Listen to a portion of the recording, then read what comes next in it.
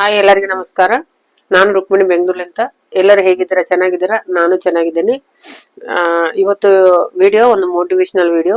ಇದ್ರ ಮೊದಲು ಕೂಡ ಕೆಲವೊಂದು ವಿಡಿಯೋಸ್ ಮಾಡಿದ್ದೀನಿ ನಾನು ಮೋಟಿವೇಶನಲ್. ಇವತ್ತು ಕೂಡ ಒಂದು ವಿಡಿಯೋ ತಗೊಂಡ್ ಬಂದಿದ್ದೀನಿ. ಅದೇನಪ್ಪಾ ಅಂತಂದ್ರೆ, ನನ್ಗ ಎರಡು ಕಾಮೆಂಟ್ ಬಂದಿದ್ವು. ಕಾಮೆಂಟ್ ನಲ್ಲಿ ಏನಿದೆ ಅದಕ್ಕೆ ಆನ್ಸರ್ ನಾ ಏನ್ ಮಾಡ್ತೀನಿ, ಮತ್ತೆ ಆಮೇಲೆ ನಾನ್ ನಿಮ್ಗೆ ಏನ್ ಹೇಳ್ತೀನಿ ಅಂದ್ರೆ, ಒಬ್ಬರಿಗೆ ಏನಾಗನ ಯೂಸ್ ಆಗಂತದೇ ನಾನು ತಗೊಂಡ್ ಬರ್ತೀನಿ ಯಾವತ್ತು ವಿಡಿಯೋದಲ್ಲಿ. ಅಷ್ಟೇ ಆಗ್ಲಿ, ಇನ್ನೊಬ್ರಿಗೆ ಲಾಸ್ಟ್ ಅಂದ್ರೆ ಒಂದ್ 10 ನಿಮಿಷ, ಒಂದ್ 12 ನಿಮಿಷ, ಲಾಸ್ಟ್ ಅಂದ್ರೆ 15 ನಿಮಿಷ ವಿಡಿಯೋದಲ್ಲಿ ಇನ್ನೊಬ್ರಿಗೆ ಒಂದು 4 ಅಕ್ಷರ ಕೂಡ ನಾನು ಮಾತಾಡಿದ 4 ಮಾತುಗಳು ಇನ್ನೊಬ್ರಿಗೆ ಯೂಸ್ ಆಗುತ್ತಂದ್ರೆ ತುಂಬಾ ಸಂತೋಷ ನನಗೆ. ಆ ತರನೇ ಇವತ್ತು ನಾನು ಇವಾಗ 2 ಕ್ವಶನ್ ಆನ್ಸರ್ ಕೊಟ್ಟು, ಮತ್ತೆ ನಾನು ಏನ್ ಹೇಳ್ಬೇಕು, ನಿಮ್ಗೆ ಯಾವ ತರ ಮೋಟಿವೇಶನಲ್ ಆಗಿರ್ಬೇಕು, ಯಾವ ತರ ಮನಸ್ಸನ್ನ ಎನರ್ಜೆಟಿಕ್ ಇಟ್ಕೋಬೇಕು, ಈ ವಿಷಯಗಳ ಬಗ್ಗೆ ಮಾತಾಡ್ತೀನಿ ನಾನು. ವಿಡಿಯೋ ಲಾಸ್ಟ್ ವರ್ಗು ನೋಡಿ, ಸ್ಕಿಪ್ ಮಾಡಕ್ ಹೋಗ್ಬೇಡ್ರಿ. ಸ್ಕಿಪ್ ಮಾಡಿದ್ರೆ ಅರ್ಧ ನೋಡಿ ಮಾಡೋದ್ಕಿಂತ ಫಸ್ಟ್ ಅಲ್ಲೇ ಸ್ಕಿಪ್ ಮಾಡ್ಬಿಡ್ಬೇಕು. ಯಾಕಂದ್ರೆ ಅರ್ಧ ನೋಡಿ ಸ್ಕಿಪ್ ಮಾಡಿದ್ರೆ ಅದು ಅರ್ಧ ಮಾಡಿದಾಗ ಇದಾಗುತ್ತೆ, ನಾಲೆಜ್ ಆಗುತ್ತೆ. ಇವಾಗ ವಿಡಿಯೋದಾಗ ಹೋಗೋಣ ನಾವು. ಲಾಸ್ಟ್ ವರ್ಕ್ ನೋಡಿ ಪ್ಲೀಸ್. ಇಷ್ಟ ಆದ್ರೆ ಒಂದು ಲೈಕ್ ಮಾಡಿ, ಹೊಸಬ್ರಿದ್ರೆ ಸಬ್ಸ್ಕ್ರೈಬ್ ಮಾಡ್ಕೊಳ್ಳಿ.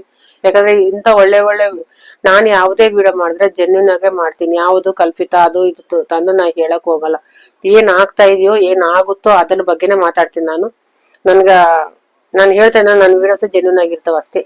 ಅದ್ರ ನೀವು ಇಷ್ಟಪಡ್ತೀರಾ ಅನ್ಕೊಂತಾ ಇದ್ದೀನಿ ನಾನು ಹೇಳೋದು. ಲಾಸ್ಟ್ ವರ್ಕ್ ನೋಡಿ, ಸ್ಕಿಪ್ ಮಾಡಕ್ ಹೋಗ್ಬೇಡ್ರಿ.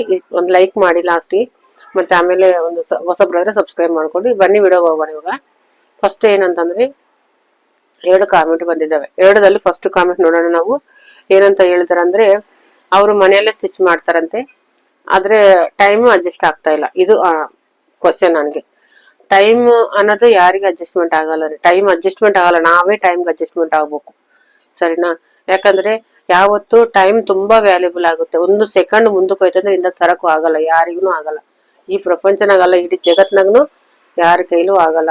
ನಾವ್ ಯಾವುದೇ ಕೆಲಸ ಮಾಡ್ಬೇಕು, ಯಾವ್ದು ತರ ಮಾಡ್ಬೇಕು ಅನ್ನೋದು, ಈಗ ಮದುವೆ ಮಾಡ್ಬೇಕು, ಒಂದು ಒಳ್ಳೆ ಕಾರಣಗಳು ಮಾಡ್ಬೇಕಾದ್ರೆ ಒಂದು ಒಳ್ಳೆ ಮುಹೂರ್ತ ನೋಡ್ಕೊಂತಾರೆ. ಯಾಕಂದ್ರೆ ಆ ಟೈಮ್ಗೆ ಆ ಮುಹೂರ್ತ ಸೆಟ್ ಆಗಿದ್ರೆ ಆ ಟೈಪ್ ಪ್ರಕಾರ ಅದನ್ನ ಮಾಡಕ್ಕೆ ದೊಡ್ಡವ್ರು ಯಾವ್ದಾಗ್ಲಿ ಆ ತರ ಆಲೋಚನೆ ಮಾಡಿ ಆ ತರ ಮಾಡ್ತಿರ್ತಾರ. ಆ ತರ ನಮಗೂ ಟೈಮ್ ಸಿಗ್ಬೇಕಾದ್ರೆ ನಮ್ಗ ಟೈಮ್ ಸಿಗಲ್ಲ, ನಾವು ಟೈಮ್ ಸಿಗ್ಬೇಕು, ನಾವೇ ಸಿಗ್ಬೇಕು ಟೈಮ್ಗೆ ಉಲ್ಟಾ. ಯಾಕಂದ್ರೆ ನಮ್ಗೆ ಯಾವ ತರ ನಿಮ್ಗೆ ಟೈಮ್ ಅಡ್ಜಸ್ಟ್ ಆಗಲ್ಲ ಹೇಳಿ? ನೀವು ಬೆಳಗ್ಗೆ ಯಾರಾದ್ರೂ ಈ ಟೈಲರಿಂಗ್ ಮಾಡೋರು ಆಗ್ಲಿ, ಬೇರೆ ಏನ್ ಕೆಲಸ ಮಾಡೋರಾಗ್ಲಿ, ಯಾರೇ ಆಗ್ಲಿ, ಬೆಳಗ್ಗೆ ಬೇಗ ಎದ್ದೇಳ್ಬೇಕು. ಬೇಗ ಎದ್ದೇಳ್ಬಿಟ್ಟು ಬೇಗ ಅಂದ್ರೆ ಯಾವತ್ತೇ ನೋಡ್ರಿ, ಬೆಳಗ್ಗೆ ಮುಂಜಾನೆ ಒಂದು ಸೂರ್ಯೋದಯಕ್ಕಿಂತ ಮುಂಚೆ ಎದ್ರೆ ಮನೇಲಿ ಲಕ್ಷ್ಮಿ ನಿಂತಂಗ. ಒಂದ್ ಹೆಣ್ಮಗಳು ಯಾವತ್ತೇ ಆಗ್ಲಿ ಬೆಳಗ್ಗೆ ಟೈಮ್ ಎದ್ದೇಳ್ಬೇಕು. ಬೆಳಗ್ಗೆ ಎದ್ದು ಬಿಟ್ಟು ಒಂದು 4 ಗಂಟೆಗೆ ಇಲ್ಲ 4:15, 5 ಗಂಟೆ ಮಧ್ಯದಲ್ಲಿ, ಅಂದ್ರೆ 4-5 ಮಧ್ಯದಲ್ಲಿ ಎದ್ದು ಮನೇನ್ ಕೆಲ್ಸ ಎಲ್ಲಾ ಮುಗಿಸ್ಕೊಂಡ್ರೆ, ನಿಮ್ ಮಕ್ಕಳಿದ್ರೆ ಮಕ್ಕಳ ಸ್ಕೂಲ್ಗೆ ಹೋಗೋ ಮಕ್ಕಳ ರೆಡಿ ಮಾಡಿ, ಆಫೀಸ್ಗೆ ಹೋಗೋ ಹಸ್ಬೆಂಡ್ ರೆಡಿ ಮಾಡಿ, ಇಲ್ಲ ನೀವು ಅಂದ್ರೆ ನನಗೆ ಕ್ವಶನ್ ಹಾಕಿದವ್ರ ಲೈಫ್ ಸ್ಟೈಲ್ ಏನು ನನಗೆ ಗೊತ್ತಿಲ್ಲ, ಬಟ್ ಎಲ್ಲರ ಕಂಪೇರ್ ಮಾಡೇ ಹೇಳ್ತಾ ಇದ್ದೀನಿ ನಾನು. ಯಾರೇ ಹೆಣ್ಮಕ್ಳು ಫಸ್ಟ್ ಅವರು ಲೈಫ್ ನಲ್ಲಿ ಮುಂದೆ ಬರ್ಬೇಕಂತ ಆಲೋಚನೆ ಇಟ್ಕೊಂಡು ಮನೆಯಲ್ಲೇ ಹೆಜ್ಜೆ ಹಾಕಿದ್ರೆ, ಕಷ್ಟಪಡಕ ಮುಂದಕ್ಕೆ ಬಂದ್ರೆ ಆಟೋಮೆಟಿಕ್ ಅವ್ರು ಮಾಡ್ಬೇಕಂತ ಮನಸ್ಸಿನಲ್ಲಿ ಉಲ್ಲಾಸ ಹುಟ್ಟುತ್ತೆ. ಎಲ್ಲಾ ತರದ ಫೆಸಿಲಿಟೀಸ್ ಇದೆ, ನಾನು ಟೈಮ್ ಪಾಸ್ ಮಾತ್ರ ಕೆಲಸ ಮಾಡ್ಬೇಕು ಅನ್ನೋರ್ಗ್ ಮಾತ್ರ ಆ ಲೇಜಿನೆಸ್ ಬಂದ್ಬಿಡುತ್ತೆ. ಆ ಫೆಸಿಲಿಟೀಸ್ ಇಲ್ಲ, ನನ್ಗೆ ಇವತ್ತು 10 ರೂಪಾಯಿ ನಾನು ಸಂಪಾದನೆ ಮಾಡ್ಬೇಕು ಅನ್ನೋರು ಇರ್ತಾರ ನೋಡ್ರಿ, ಅವ್ರು ಕಂಪಲ್ಸರಿ ಅವ್ರು ಎದ್ದಾತಾರೆ ಮಾಡ್ತಾರೆ, ಗೊತ್ತಾ? ಯಾರೇನಾಗ್ಲಿ. ಇವಾಗ ನಾವೇ ಇದ್ದೀವಿ, ಸಪೋಸ್ ನಾನೇ ಇದ್ದೀನಿ, ಒಂದ್ 5 ಗಂಟೆಗೆ, ನನ್ಗೆ ರಾತ್ರಿ 11 ಗಂಟೆ ತನಕ ಮಾಡ್ತೀನಿ ವರ್ಕ್ ನಾನು. ಯಾಕಂದ್ರೆ ಬೆಳಗ್ಗೆ ನನ್ನ ಲೈಫ್ ಸ್ಟೈಲ್ ನಾನು ಹೇಳ್ತಾ ಇದೀನಿ ಕೇಳ್ರಿ. ಇವಾಗ ಬೆಳಗ್ಗೆ 8:15 9 ಗಂಟೆ ಮಧ್ಯದಲ್ಲೇ ಟೈಲರ್ಸ್ ಬಂದ್ಬಿಡ್ತಾರೆ ಬೆಳಗ್ಗೆನೆ.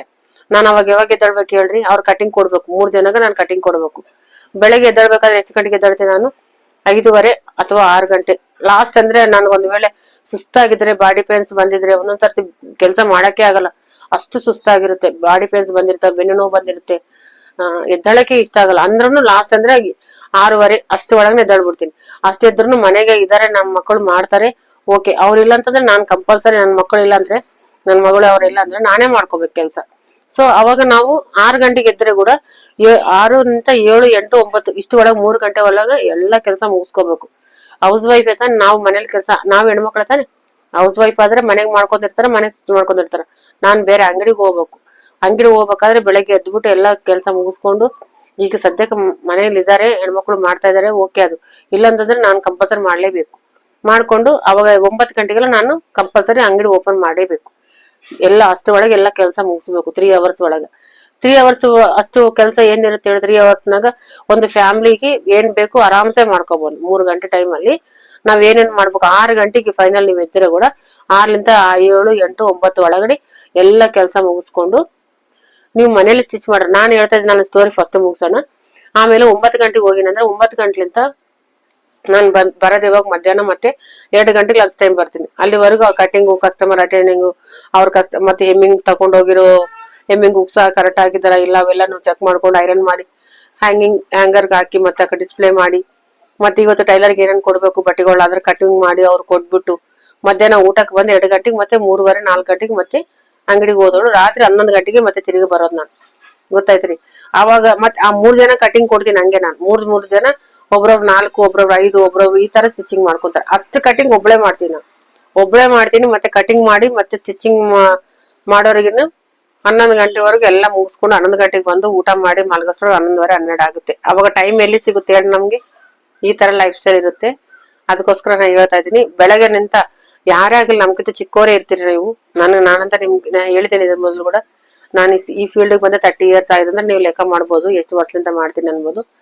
ನಿಮ್ಗೆ ಟೈಮ್ ಅಡ್ಜಸ್ಟ್ಮೆಂಟ್ ಅನ್ನೋದು ನೀವು ಬೆಳಗ್ಗೆ ಎದ್ದಳ್ರಿ. ಬೇಗ ಎದ್ಬಿಟ್ಟು ನಿಮ್ಗೆ ಆನ್ಸರ್ ಇವಾಗ ನಾನು ಹೇಳ್ತಾ ಇದ್ದೀನಿ.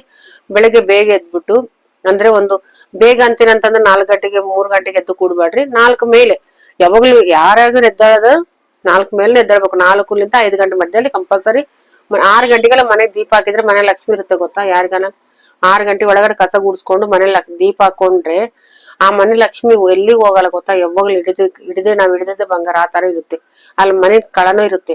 ಆ ತರ ಕೆಲ್ಸಗಳು ಮುಗಿಸ್ಕೋಬೇಕು. 6 ಗಂಟೆಲಿಂದ 8 ಗಂಟೆವರೆಗೆ ಎಲ್ಲ ಮನೆ ಕಂಪ್ಲೀಟ್ ಮುಗಿಸ್ಕೊಂಡು 8 ಆಗ ಲಾಸ್ಟ್ 9 ಗಂಟೆ ಟಿಫಿನ್ ಮಾಡ್ಕೊಂಡು ನಿಮ್ ಕೆಲಸ ಸ್ಟಾರ್ಟ್ ಮಾಡ್ಕೊಂಡ್ರೆ ಕಟಿಂಗ್ ಮಾಡ್ಕೊಂಡು ಎಷ್ಟು ಪೀಸ್ ನೀವು ಇವತ್ತು ಸ್ಟಿಚಿಂಗ್ ಮಾಡ್ತೀರಾ ಅಷ್ಟು ಪೀಸ್ ಕಟಿಂಗ್ ಮಾಡ್ಕೊಂಡು ಆ ಮಿಕ್ಕಿದ ಆವತ್ತಿನ ಕೆಲಸ ನೀವು ಒಂದು ಪ್ಲಾನ್ ಮಾಡ್ಕೋಬೇಕು. ಇವತ್ತಿನ ಎಷ್ಟು ಕೆಲಸ ಇದೆ, ನಾ ಇಷ್ಟು ಮುಗಿಸ್ಬೇಕಂತ ಒಂದು ಟಾರ್ಗೆಟ್ ಇಟ್ಕೊಂಡ್ ಮಾಡಿದ್ರೆ ನಿಮ್ಗೆ ಎಲ್ಲಿ ಕೂಡ ನಿಮ್ಗೆ ಲೇಜಿ ಅನಿಸುತ್ತಾ, ನಿಮ್ಗೆ ಮಾಡಕ್ ಇಂಟ್ರೆಸ್ಟ್ ಬಂದಿಲ್ವಾ, ಮಾಡಕ್ ಟೈಮ್ ಸಿಗ್ತಾ ಇಲ್ಲ ಅಂತ ಮಾತ್ರ ಕಾಮೆಂಟ್ ಮಾಡಕ್ ಹೋಗ್ಬೇಡಿ. ಯಾಕಂದ್ರೆ ಟೈಮ್ ನಾವೇ ಅಡ್ಜಸ್ಟ್ಮೆಂಟ್ ಮಾಡ್ಕೋಬೇಕು. ಟೈಮ್ ಯಾರಿಗೂ ಸಿಗಲ್ಲ, ಯಾರಿಗೂ ಸಿಗಲ್ಲ. ಈ ಜಗತ್ನಾಗ ಯಾರಿಗೂ ಸಿಗಲ್ಲ ಟೈಮ್ ಅನ್ನೋದು. ಎಲ್ಲರೂ ಅವ್ರವ್ರ ಪಾಳಿ ಅವ್ರವ್ರ ಬಿಸಿನೇ ಇರ್ತಾರೆ. ನೀವು ಟೈಮ್ ನ ನೀವು ಕಂಟ್ರೋಲ್ ಮಾಡ್ಕೊಂಡು ನಿಮ್ ಲೈಫ್ ನ ನೀವು ಕಂಟ್ರೋಲ್ ಮಾಡ್ಕೊಂಡು ನೀವು ಆ ಟೈಮ್ಗೆ ನೀವ್ ಏನ್ ಮಾಡ್ಬೇಕನ್ನ ನೀವು ನೋಡ್ಕೊಂಡು ಆ ಟೈಮ್ ಸೆಟ್ ಮಾಡ್ಕೊಂಡು ಅಷ್ಟು ಮಟ್ಟಕ್ಕೆ ನೀವು ಎಷ್ಟು 4 ಹೊಲ್ತೀರಾ 3 ಹೊಲ್ತೀರಾ ನಿಮ್ ಕೆಪಾಸಿಟಿ ಮೇಲೆ ಡಿಪೆಂಡ್ ಆಗಿರುತ್ತೆ. ಅಷ್ಟು ಇವತ್ತು ಇಷ್ಟು ಕೆಲಸ ಮುಗಿಸ್ಬೇಕು. ಆಮೇಲೆ ನಾನು ಟೈಲರಿಂಗ್ ಒಂದೇ ಮಾಡಂತ ಹೇಳ್ತಾ ಇಲ್ಲ, ಫ್ಯಾಮಿಲಿನೂ ಮ್ಯಾನೇಜ್ ಮಾಡ್ಬೇಕು. ಫ್ಯಾಮಿಲಿ ಮತ್ತೆ ನಮ್ ಫೀಲ್ಡ್, ಈ ಟೈಲರಿಂಗ್ ಫೀಲ್ಡ್ ಎರಡನ್ನೂ ಮ್ಯಾನೇಜ್ ಮಾಡ್ಕೊಂಡು ನಮ್ದು ಏನಿದೆ ಆ ತರ ಮಾಡ್ಕೊಂಡೋದ್ರೆ ನಿಮ್ಗೆ ಅನುಕೂಲ ಆಗುತ್ತೆ. ಬೆಳಗ್ಗೆ ಬೇಗ ಎದ್ದಳ್ರಿ ಅಷ್ಟೇ. ನಿಮ್ಗೆ ಇದೇ ಆನ್ಸರ್. ಬೆಳಗ್ಗೆ ಬೇಗ ಎದ್ದಳ್ರಿ, ನೈಟು ಸ್ವಲ್ಪ ಬೇಗನೆ ಮಲಗ್ರಿ. ಅಂದ್ರೆ 8:30 9 ಮಧ್ಯದಲ್ಲಿ ಮಲಗಿ ಬಿಡ್ರಿ. ಬೆಳಗ್ಗೆ ಬೇಗ ಎದ್ದಳ್ರಿ. ಇದ್ರೆ ಮಧ್ಯಾಹ್ನ ಒಂದು half an hour 1 hour rest ಮಾಡ್ರಿ. ಅದು ಕೂಡ ಓಕೆ ನಿಮ್ಗೆ. ಈ ತರ ಮಾಡ್ಕೊಂಡೋದ್ರೆ ನಿಮ್ದು ಟೈಮ್ ಅಡ್ಜಸ್ಟ್ಮೆಂಟ್ ಆಗುತ್ತೆ. ಇನ್ನೊಂದು ಕ್ವಶನ್ ಏನಾಗುತ್ತೆ ಅಂದ್ರೆ ಬಟ್ಟೆ ತುಂಬಾ ಬರುತ್ತಂತೆ, ಬಟ್ ಅವ್ರಿಗೆ ಹೊಲಿಯಕ ಮನ್ಸೇ ಬರ್ತಾ ಇಲ್ಲ ಅಂತೆ. ಅಂದ್ರೆ ನಿಮ್ಗೆ ಇದು ಬಟ್ಟೆ ತುಂಬಾ ಬರುತ್ತೆ, ಅದೇ ಆದ್ರೂ ಮನ್ಸು ಇಲ್ಲ ಹೊಲಿಯಕ. ಇದು ಕ್ವಶನ್.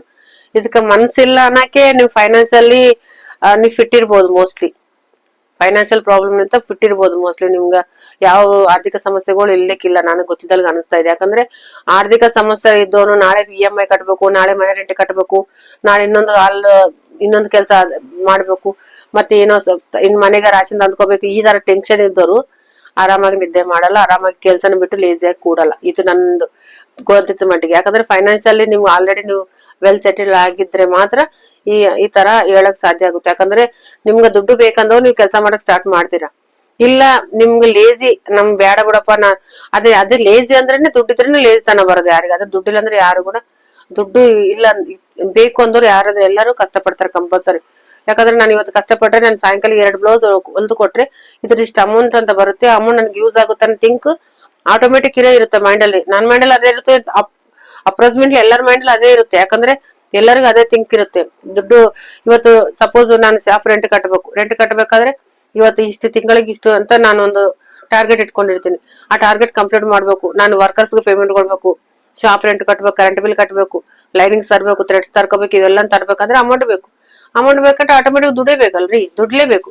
ದುಡ್ಡಿಲ್ಲಂತ ಯಾರು ಕೊಡ್ತಾರೆ ಹೇಳಿ? ಯಾರು ಕೊಡಲ್ಲ. ಒಂದ್ ವೇಳೆ ನೀವು ಮನೆಗ ಹಸ್ಬೆಂಡ್ ಸಪೋರ್ಟ್ ಇತ್ತು ಅಂದ್ರೆ ಅವರು ನಿಮ್ಗೆ ಸಪೋರ್ಟಿವ್ ಆಗಿದ್ರೆ ನಿಮ್ಗೆ ಆತರ ಇಂಟೆನ್ಷನ್ ಇಲ್ಲ ನನಗೆ ಎಲ್ಲಾ ರೀತಿಯಿಂದ ನಾನು ವೆಲ್ ಸೆಟಲ್ಡ್ ಅಂದವ್ರಿಗೆ ಮಾತ್ರ ಈ ಲೇಜಿ ಅನ್ನೋದು ಬರುತ್ತೆ.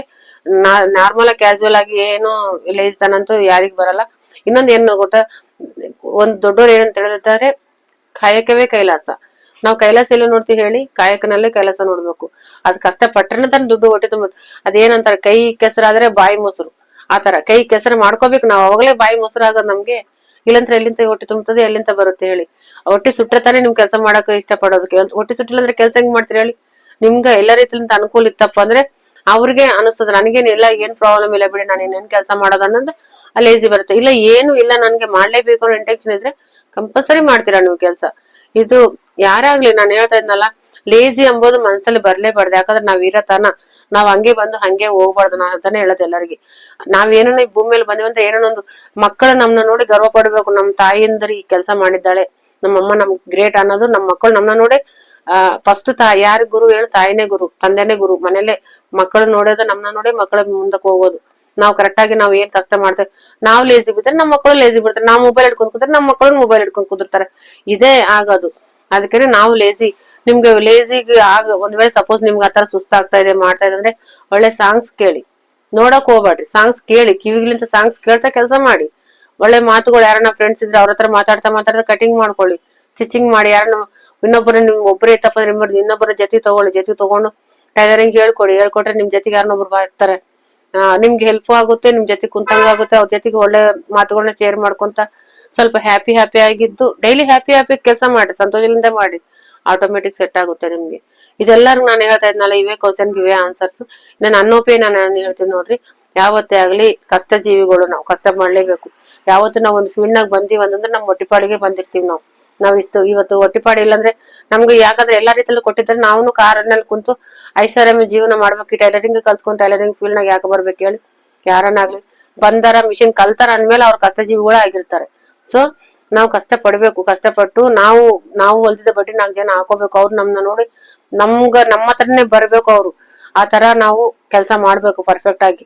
ಇವತ್ತು ಇನ್ನೊಬ್ರು ಬಟ್ಟೆಗಳು ತಂದಿದ್ದ ಬಟ್ಟೆಗಳನ್ನ ಕೆಡ್ಸಿ ಕೊಡಬಾರ್ದು. ಫಿನಿಶಿಂಗು, ಫಿಟ್ಟಿಂಗು, ಟೈಮಿಂಗ್ಸ್ ಈ 3 ಮ್ಯಾನೇಜ್ಮೆಂಟ್ ಮಾಡಿದ್ರೆ ನೀವು ಕೈಯಲ್ಲಿ ಏನ್ ಹಿಡಿದ್ರೆ ಅದನ್ನೇ ನಿಮ್ ಕೈಯಲ್ಲಿ ಬಂಗಾರ ಆಗುತ್ತೆ. ಯಾಕಂದ್ರೆ ಟೈಲರಿಂಗ್ ಫೀಲ್ಡ್ ಏನ್ ಸಣ್ಣ ವಿಷಯ ಅಲ್ಲ. ಅದು ಫೀಲ್ಡ್ ಚಿಕ್ಕ ಫೀಲ್ಡ್ ಅಲ್ಲ. ಇದು ಎಷ್ಟೆಷ್ಟು ದೊಡ್ಡ ಲೆವೆಲ್ ಅಲ್ಲಿ ಇದಾರೆ ಗೊತ್ತಾ? ಇದ್ರಲ್ಲಿ ಈ ಫೀಲ್ಡ್ ಅಲ್ಲಿ ತುಂಬಾ ದೊಡ್ಡ ಲೆವೆಲ್ ಅಲ್ಲಿ ಇದ್ದಾರೆ. ಸೊ ನಾನು ಏನ್ ಹೇಳೋದು ನಿಮ್ಗೆ ಒಂದೇ, ನೀವು ನಿಜಾಯಿತಿಯಾಗಿ ಕೆಲಸ ಮಾಡಿ ನೀಟಾಗಿ. ನಿಮ್ಗೆ ಮನಸ್ಸು ಬಂದಿಲ್ಲ ಅಂದ್ರೂ ಮನಸ್ಸು ಅದ್ರ ಮೇಲೆ ಯಾವುದಕ್ಕೆ, ಈಗ ದೇವ್ರ ನಮ್ಗೆ ನಮಸ್ಕಾರ ಮಾಡ್ಬೇಕು ಅಂದ್ರೆ ಮನಸ್ಸು ಕೊಟ್ಟಿದ್ರೆ ದೇವ್ರಿಗೆ ನಮಸ್ಕಾರ ಮಾಡಕ್ಕಾಗುತ್ತೆ. ಸುಮ್ನೆ ಕೈ ಜೋಡಿಸಿ ಕಣ್ಣು ಮುಚ್ಚಿದ್ರೆ ನಮಸ್ಕಾರ ಆಗಲ್ಲ. ಅದು ಮನಸ್ಲಿಂತ ಪೂಜೆ ಮಾಡ್ಬೇಕು, ಮನಸ್ಲಿಂತ ಕೆಲಸ ಮಾಡ್ಬೇಕು ಅಷ್ಟೇ. ಇದು ನನ್ನ ಒಪಿನಿಯನ್. ಅದಕ್ಕೆ ನಾನು ಲಾಸ್ಟ್ ಅಲ್ಲಿ ನಾನು ಹೇಳ್ತೀನಲ್ಲ, ನನ್ನ ಒಪಿನಿಯನ್ ಮಾತ್ರ ಇಷ್ಟೇ ಇರುತ್ತೆ.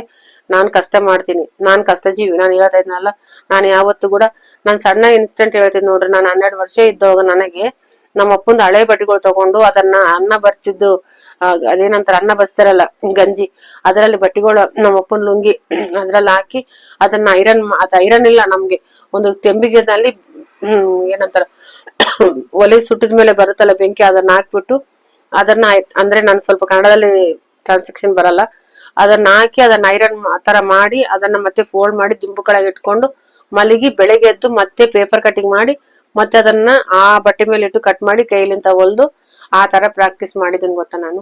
ಯಾಕಂದ್ರೆ ನಮ್ಗ ಒಂದು ಗುರಿ ಇರ್ಬೇಕು ಕೆಲಸ ಮಾಡ್ಬೇಕಾದ್ರೆ, ಗುರಿ. ಯಾಕಂದ್ರೆ ಗುರಿ ಇಲ್ಲಂದ್ರೆ ಕೆಲ್ಸಗಳು ಬರಲ್ಲ. ಯಾರೇ ಆಗ್ಲಿ ಏನೇ ಕೆಲಸ ಮಾಡ್ಬೇಕಾದ್ರೆ ಅವ್ರವ್ರ ಮೈಂಡ್ ಸೆಟ್ ಅದ್ರ ಮೇಲೆ. ನಾವ್ ದೇವ್ರನ್ನ ಹೆಂಗ ನಮಸ್ಕಾರ ಮಾಡ್ತೀವಿ, ನಮ್ ಮಿಷಿನ್ಗಳನ್ನ, ನಮ್ ಬಟ್ಟೆಗಳನ್ನ, ಕತ್ತಿರನ, ಕಸ್ಟಮರ್ ಎಲ್ಲ ದೇವ್ರೆ ನಮ್ಗೆ. ಅವಾಗ್ಲೇ ಮನ್ಸು ಇಷ್ಟಲಿಂತ ಕೆಲಸ ಮಾಡಕ್ ಆಗೋದು, ಇಲ್ಲಂದ್ರೆ ಆಗಲ್ಲ. ನಾವೆಲ್ಲ ಹೊಟ್ಟೆ ತುಂಬಾ ತಿಂದಿವಿ, ನಿದ್ದೆ ಮಾಡಿವ ಅಂದ್ರೆ ನಿದ್ದೆನೆ ಮಾಡ್ಬೇಕು ಅಷ್ಟೇ, ಕೆಲಸ ಮಾಡಕ್ ಆಗಲ್ಲ. ಅದು ಇವತ್ತಿನ ವಿಡಿಯೋ ಇಷ್ಟೇ ರೀ. ತಪ್ಪಾಗಿ ಮಾತಾಡಿದ್ರೆ ಸಾರಿ, ಏನ್ ಅನ್ಕೋಬೇಡ್ರಿ. ನನ್ಗೆ ತಿಳಿದಿದ್ದು ನಾ ಹೇಳಿನಿ. ಎಲ್ಲರಿಗೂ ನಮಸ್ಕಾರ, ಥ್ಯಾಂಕ್ ಯು, ಬಾಯ್. ನೆಕ್ಸ್ಟ್ ವಿಡಿಯೋದಲ್ಲಿ ಮತ್ತೆ ಮೀಟ್ ಆಗೋಣ, ಬಾಯ್.